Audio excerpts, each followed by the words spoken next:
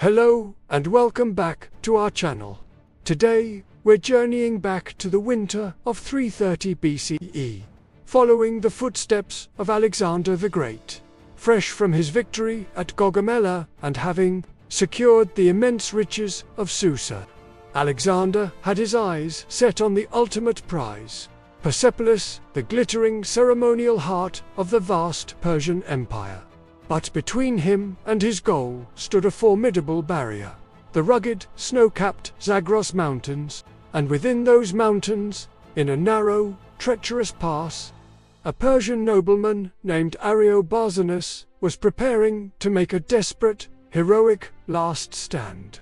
This is the story of the Battle of the Persian Gates, a clash that would become one of the toughest tactical challenges Alexander ever faced. To conquer the unforgiving terrain in the dead of winter, Alexander made a classic strategic move.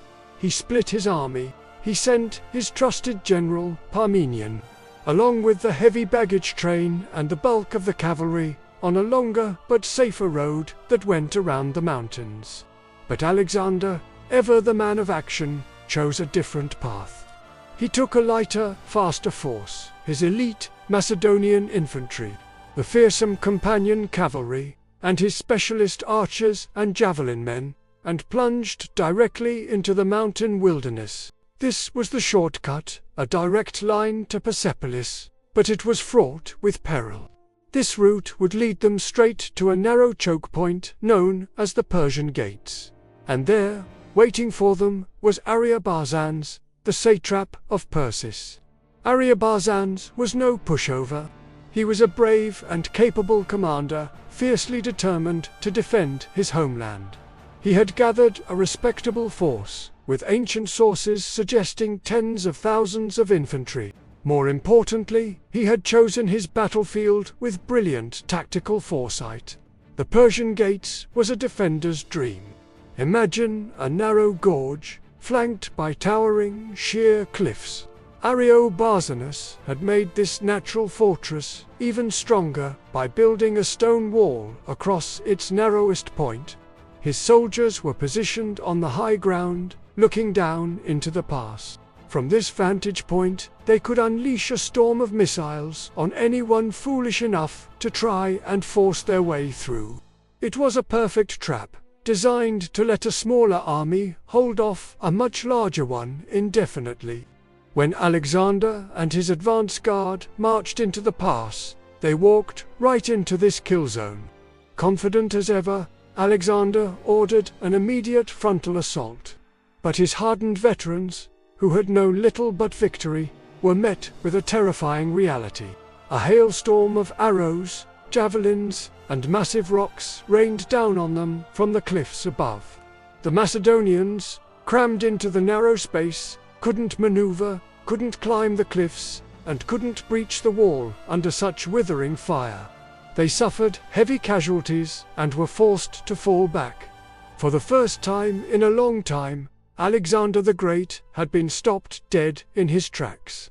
He had to order a retreat, a rare and bitter pill for the young conqueror to swallow. Forced to camp at the mouth of the pass, Alexander faced a critical dilemma. Every day he was delayed here was a day Darius III, the fugitive Persian king, could use to raise a new army. The morale of his own troops, so used to constant victory, could begin to fray. A frontal assault was suicide. He needed a new plan, a way around this deadly obstacle. And as luck, or perhaps his reputation for generously rewarding local guides, would have it, a solution appeared. Captured prisoners, or perhaps local shepherds, told Alexander's scouts about a hidden mountain path. It was a secret track, barely a trail, that snaked its way through the mountains. Bypassing the main pass and coming out behind Ariobarzanes' position, the path was treacherous, covered in snow and ice, and almost impassable for an army. But for Alexander, almost impassable was an invitation. This was a gamble of epic proportions. Alexander decided to lead the flanking maneuver himself. He left his general Craterus in charge of the main camp with a simple but crucial mission: keep Ariobarzanes' attention fixed on the front. Craterus was to make a big show of preparing for another frontal assault, moving siege engines and making as much noise as possible. Meanwhile, under the cover of darkness, Alexander took his best troops, the elite Hypaspists, the Agrionians, and a brigade of the phalanx, and set off on the perilous night march. The conditions were brutal. The path was steep and slippery. The air was thin and freezing, and the risk of being discovered was constant. But Alexander, as he always did, led from the front, sharing every hardship with his men. After a grueling, frantic march through the mountains, Alexander's force emerged behind the Persian lines just as the first light of dawn broke over the peaks. The timing was perfect. On a prearranged trumpet signal, Craterus launched his feint attack from the front, throwing his men against the wall. The Persians, focusing all their attention on the assault in the pass, were completely oblivious to the danger that had just appeared in their rear. Suddenly, they were trapped. Alexander's men charged down from the heights, crashing into the Persian camp, while Craterus's forces surged forward at the front. Caught between two attacking forces, chaos erupted in the Persian ranks. Despite the complete surprise, the Persians fought with the courage of desperation. Ariobarzanes, seeing his position was hopeless, is said to have led a final, valiant charge, trying to punch a hole in the Macedonian lines. But it was too little, too late. The battle was a slaughter. Surrounded and overwhelmed, the Persian force was almost completely wiped out.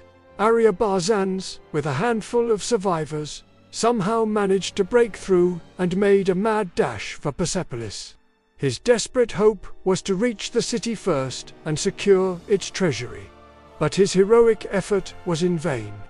The commander of the Persepolis garrison, already in secret talks with Alexander, refused to open the gates to him. The brave satrap was cornered and killed. His last stand finally over. The Battle of the Persian Gates is often called the Persian Thermopylae, and for good reason. It was a moment where a small, determined force made a heroic stand against an overwhelming invader in a narrow pass. This time, however, the Persians were the ones defending their homeland to the last man. Alexander had won, but it had been a close-run thing. He had overcome the challenge not just with brute force, but with tactical genius, a daring flanking maneuver, and his own incredible leadership that inspired his men to endure an impossible march. With the last line of defense shattered, the road to Persepolis now lay wide open. The symbolic heart of the Persian Empire and its legendary treasures were his for the taking. The valor of Ariobarzanes had bought his empire a few more days, but his stand remains an eternal testament to courage in the face of impossible odds. Thank you so much for joining us for this epic story.